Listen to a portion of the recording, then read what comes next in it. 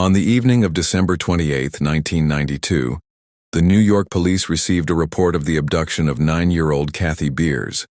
This was told by the girl's godmother, Linda Inghilleri. According to her, Kathy went to an amusement park with a family friend, John Esposito, after which a couple of hours later she called Linda and said, "A man with a knife kidnapped me." When the police crew sent on the report from Inghilleri arrived at the scene, the territory of the amusement park was already cordoned off, and police officers called by John Esposito were working there. Earlier, he had asked the staff of the establishment to help find the girl, who disappeared when he was distracted by buying tickets for the rides. Their joint search yielded no results, and the man dialed 911. At the initial stage of the investigation, Detective Dominic Varone, who received Kathy's case, noticed some oddities. First, it was established that the call to Linda came from a payphone located across the street from the amusement park building, but there was not a single witness who would have seen the child there. Second, Katie tried to call Linda 19 times before leaving a message on her answering machine. Third, Varone found it strange that 9-year-old Katie used the word kidnapped, although children her age usually say took or stole. Well, fourth, the detective knew that, according to statistics, strangers account for only 0.05% of child abductions, while most often the culprit is someone from the immediate environment. Therefore, it was necessary to take a closer look at the girl's family. Marilyn Beers gave birth to Katie from a casual relationship, so the girl never had a father in her life. Her mother often neglected her parental responsibilities and did not provide proper care for the children. The Bersey family's problems were brought to the attention of child welfare authorities, who ruled that Katie and her older brother John would be better off in the home of their godmother Linda Inghilleri and her husband Sal. But their seemingly good intentions only made the girl's life worse. But that wasn't the worst part. At some point, Sal Inghilleri began to molest the girl, and she had no one to share her misfortune with. At that time, she rarely went to school, and her contacts with her biological mother were limited. At the age of 7, Katie tried to tell Linda about what her husband was doing, but she became furious and called her goddaughter a liar. 2 years later, Katie complains to Marilyn Beers about Sal's harassment. The woman contacts the police and child protection services, who will remove the children from the Inghilleri family and return them to their biological mother. This happened shortly before Katie was kidnapped. At the same time, John Esposito reappeared in her life, a man who was a family friend and a volunteer for an organization specializing in helping children in difficult life situations.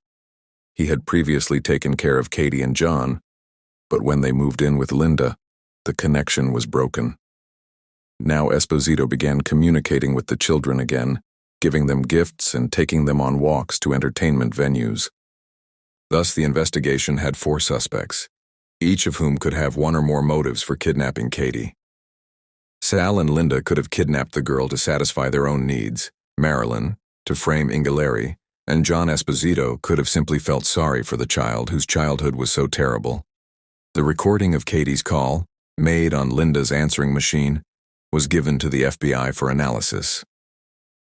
Dominic Varone will not be very surprised to learn that due to the lack of background noise and distortion of the girl's voice, experts will come to the conclusion that this was not a real call, but a tape recording played back.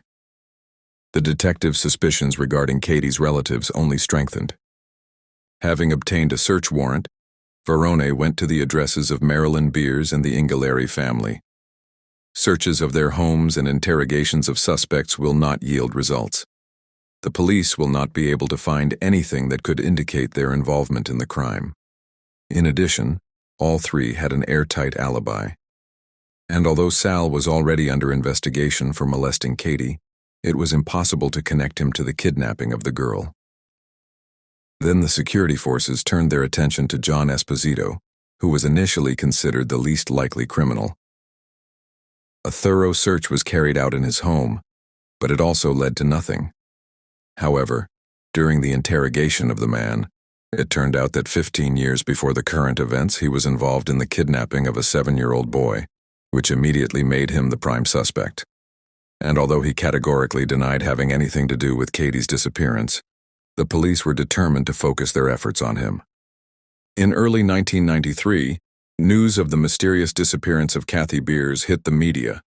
Journalists literally besieged the houses of potential kidnappers, watching day and night near the homes of Marilyn, Inghilleri, and Esposito. Such attention was only to the advantage of Detective Verone. Taking advantage of the opportunity, he instructed the operatives to follow John without hiding too much. Now the police followed him everywhere he went, getting on his nerves.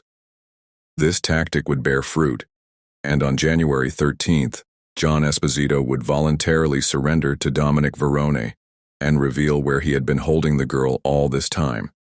What the police would see would shock even the most experienced of them. On the day of the abduction, he picked up Katie from her mother's house, telling her that he wanted to take her to an amusement park. The trip was timed to coincide with the girl's 10th birthday, which was to take place the day after tomorrow. On the way, Esposito offers to stop by his house so that he can give her the gifts he has prepared, but instead, he forces her into an underground bunker located on his property.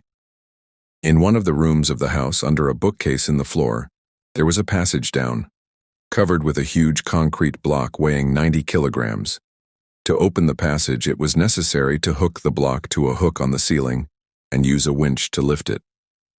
At a depth of more than 2 meters, a tunnel began, leading to a tiny room that resembled a cell. It contained only a bed, a toilet, a TV, and chains hanging from the walls. As soon as the girl was inside, the kidnapper forced her to speak into a dictaphone words about how she had been kidnapped by a man with a knife. For all 17 days that Katie spent in captivity, Esposito fed the girl only mints and fast food. All this time, she was repeatedly raped. One day, Beers managed to open the hatch leading from her dungeon to the tunnel. Seeing this, Esposito began to chain her from then on. From the TV that was constantly on in her room, Katie knew that they were actively looking for her, and the state authorities had even announced a reward for any information that could lead to the girl's discovery.